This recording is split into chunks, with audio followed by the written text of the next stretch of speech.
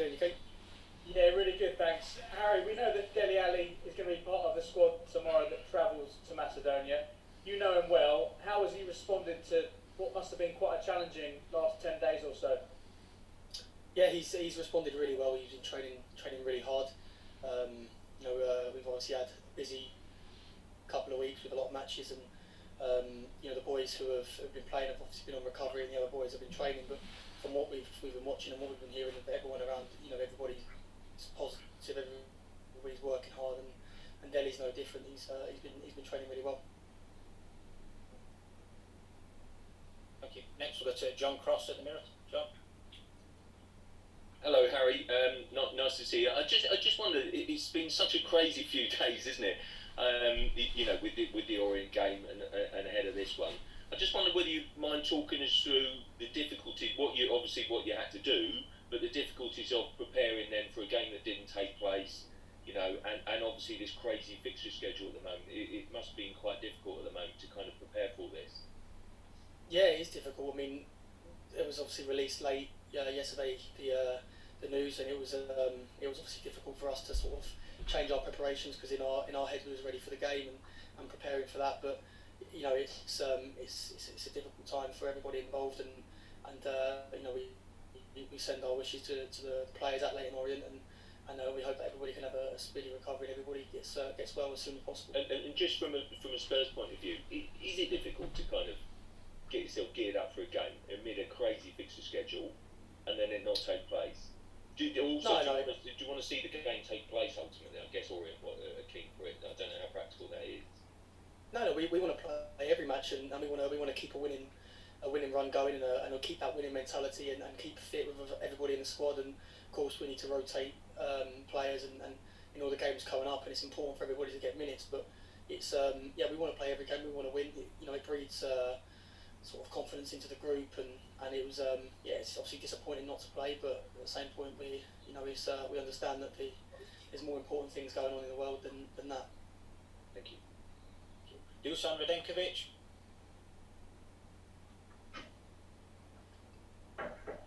Dusan, you there? I'm not looking at one. Come to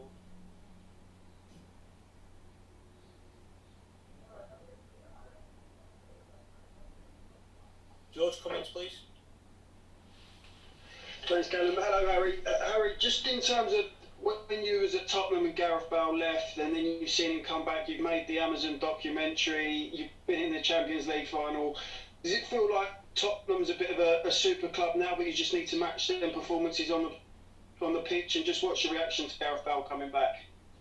Yeah, I'd say that we've last probably 5-6 years we've increased massively in stature, and around the world globally Tottenham are looked at in a different way now. And to have Gareth come back to Tottenham after the successful career he's achieved at Madrid, and what he's done for Tottenham in the first place, it's a massive boost, and he's going to be an incredible player to come into the dressing room with all of his experience, and with the players that we've got already, and the squad that we've got. Yes, you're right, it's important that we now start putting the results on the pitch and putting the performances in, and start showing exactly how good of a team we can be.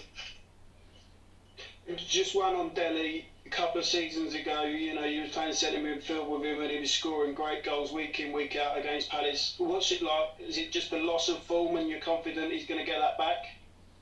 Yeah, of course. Dele's a top player, and you don't get to the level he's got to through luck. You get there through hard work and great ability as well. And it might be a dip in confidence. I don't really know what the situation is, but he's a fantastic player.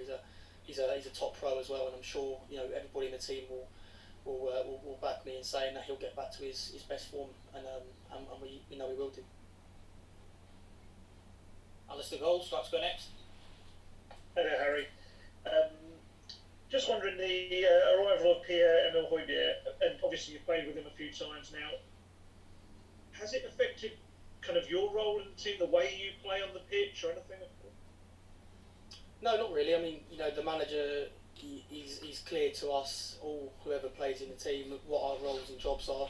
Obviously we have different kind of traits as players, everybody does, and that will change during the game. But the actual basic outline of what the manager wants us to do, and how he tells us to do it is it's the same for whoever plays in there really. And Pierre's he's a top player. He's a good pro as well. He's come in. He's really kind of lifted everybody and sort of helped sort of everybody work harder. And he's very vocal.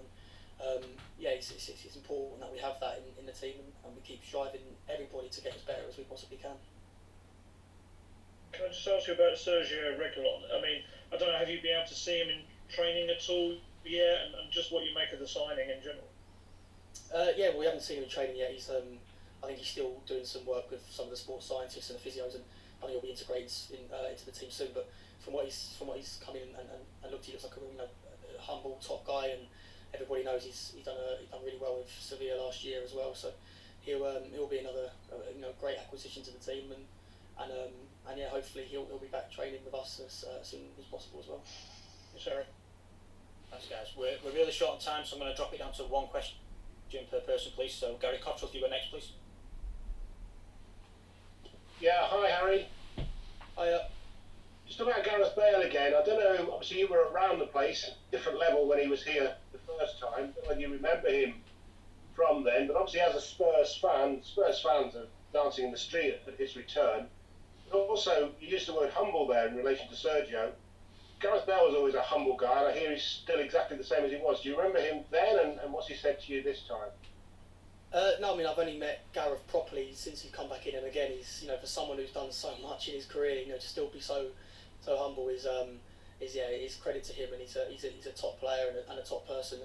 And I didn't really train with the first team that much when he was here. I was probably a little bit too young, but I used to watch White Hart Lane all the time, and every week, and when he used to go and score some fantastic goals and win us matches. So he's hopefully he can do the same for us this season, and I'm sure he will. Thank you. Okay, Dusan, are you there? Yeah. Hi, Harry. Go on then. Hi. I would like you to ask you, would you rather play in front of a full stadium or play like nowadays without fans? And what do you think about this situation around the world, Harry? I mean, every player will, I think, agree with me and say they'd love to play with fans, and that's exactly what makes football so amazing is playing in front of fans. But of course, during these times right now, it's not possible, and we've got to think of the bigger picture and think about people's health and safety. And as much as we'd love to be playing in front of fans every week, it's not possible. But we're still just as motivated to win and to do as well as we would do if fans were there in the first place. Yeah. Thanks, guys. I'm afraid we're out of time, so we're going to have to call it there. But thank you very much. Cheers, guys. Thank you.